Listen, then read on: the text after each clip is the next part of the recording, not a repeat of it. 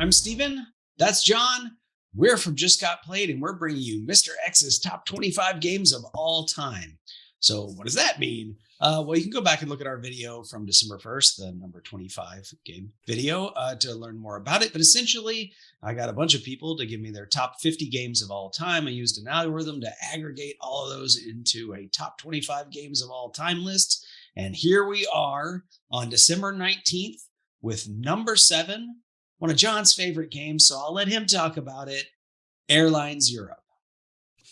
Absolutely. This is a Alan R. Moon game, and you'll see some of the Ticket to Ride DNA kind of baked into this game, but it's a completely different experience. Essentially, there's a bunch of different airlines, and nobody controls the airlines themselves. What you're doing is vying for stock in the airline companies.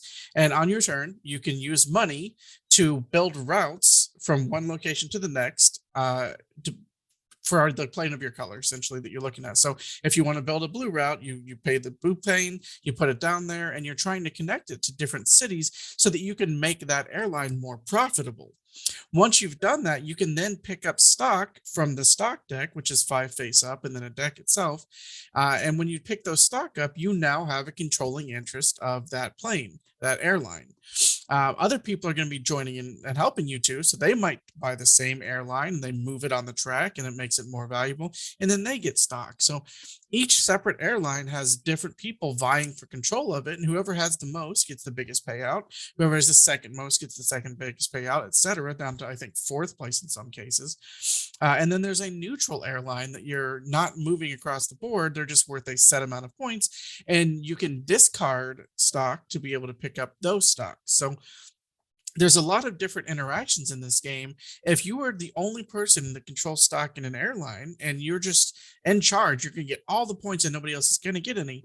Well, you're probably not going to get any points because you're single-handedly moving that airline along the track, and doing so is expensive. So you're not going to be able to affect the price on your own.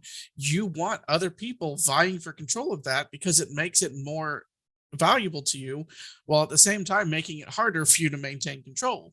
So there's a very interesting dynamic. There's only a certain number of airplanes in the box for the different airlines. If I build your plane in the direction you don't want it to go, and then I buy a different stock, that might be one of the best plays I could possibly make. It hurts you, it helps me, and there's just a lot of decision space for those different kind of interactions that really drive the game to be very unique and challenging, in my opinion.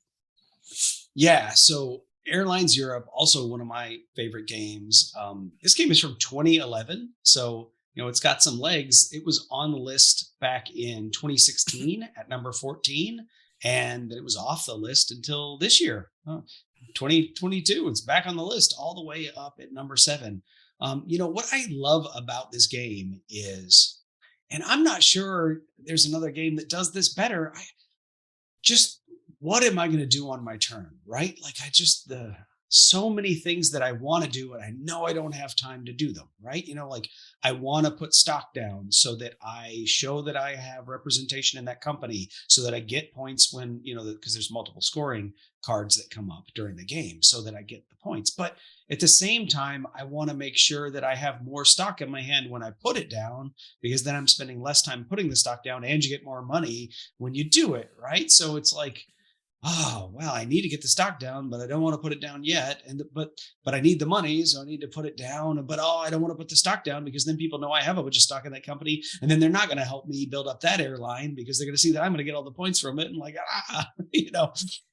Yeah. And there's also a limited number of stocks in the game. So if there's 11 of the yellow stock and you own 4 to 5 of them, people aren't going to come in and fight you for that because you already have a very hard to break control of that stock. So like you said, if you overdo it into one, you're going to be overinvested. Nobody's going to help you. You're going to run out of gas. So you want to be in like 2 to 3 different airlines. So you're just like, you're fighting this person for control of blue. You're fighting this person for control of brown. Yellow, you're kind of only in a 2-way fight for. So you're kind of letting it languish, but then a new challenger appears and they bought 3 stocks in the last couple of turns and you didn't see that coming. Now you've got another fight on your hands. So you're trying to keep this equilibrium working together, working against them, and just trying to keep yourself in the lead. And it's a challenge. Yeah. And you're always looking at the board like, here's what I can do. I'm going to do this. And you probably made up your mind like, here's what I'm going to do on my turn. And then right before your turn, something happens, and you're like, like I need to get these orange stocks out of my hand. I need to get them down. I need to get them down so I can score the points. And then a blue card comes up on the, tableau, and you're like, crap. If I don't take that blue card now, John's going to take it. It's not going to get all the way around back to me. I guess I'm going to do, build an airline route and take that blue card. And then the scoring card comes out and your orange cards didn't get down and you don't get your points for it. You're like, Yeah. It feels like you're playing tug of war against 3 opponents at the same time. If you spend too much time on this rope, this one's falling away from you. So you just have to keep everything. You're fighting constantly. And that person picked up 3 blue. I know they're going to drop blue at some point right before the scoring round happens, because there's only going to be 3 scoring rounds. And after the 3rd scoring round, game's over. So there's a very much like you collect it and everyone's waiting for it. And then you drop, 3 blues on them. And now you're the controlling investor in that airline and you get all the points. And it's just such a fun dynamic game. Yeah. And, we're talking about just sort of adversarial tug of war with each of the other players. But at the same time, you've got to work with those other players, right? Mm-hmm. You'll see 2 other people will be working on some airline, trying to build it up, connect, one of the long routes to score the extra points or whatever. And, so you might want to work with somebody else to be like, well, if they're doing that, we need to work on this airline over here to get our points. Or, hey, we need to do something to make it harder for them to do that by blocking these routes or using their planes or something else, so it's like you're working with people, but you're really fighting with those people. And wow. Yeah. It's a great design. And you can see some of the roots from the sort of Ticket to Ride, Alan R. Moon thing, right? Like the collecting the cards and playing them and, sets and building routes and stuff. But this is like totally on another level than that. That is a family friendly intro level game. This is, a next step beyond that for sure. Yeah, and you play it and you're like, it's a great game. It's by Alan R. Moon. How is this not more prevalent? How has this not gotten more love over the years? And it's a real shame because the design of this game is so good and it's so elegant in what it does that you're just like, I can't believe this isn't an evergreen. Yeah, well, unfortunately, this game is never going to be printed again in its current iteration. Well, at least Alan R. Moon has said that. I guess things could change. I think maybe we might see a new version with these same mechanisms in a different sort of spin on it. Maybe some changes, maybe a different theme or something like that. And I'm here for that. Like, bring that. I will buy that. Absolutely. Like, all you have to tell me is Alan R. Moon took a new cut at Airlines Europe and it is X and I will buy X sight unseen. So yeah. Anyway, obviously we like this game a lot, but other people also must have voted for it to be as high as it is at number 7 on MrX's top 25 games of all time, which by the way is always a contest. So at the end of December, I'm going to draw a winner who will get a prize, and I will draw from everyone who has left comments in the YouTube videos. So for today's video, why don't you tell us what your favorite Alan R. Moon game is in the YouTube comments? Otherwise, you can tell me what's your favorite stock trading game.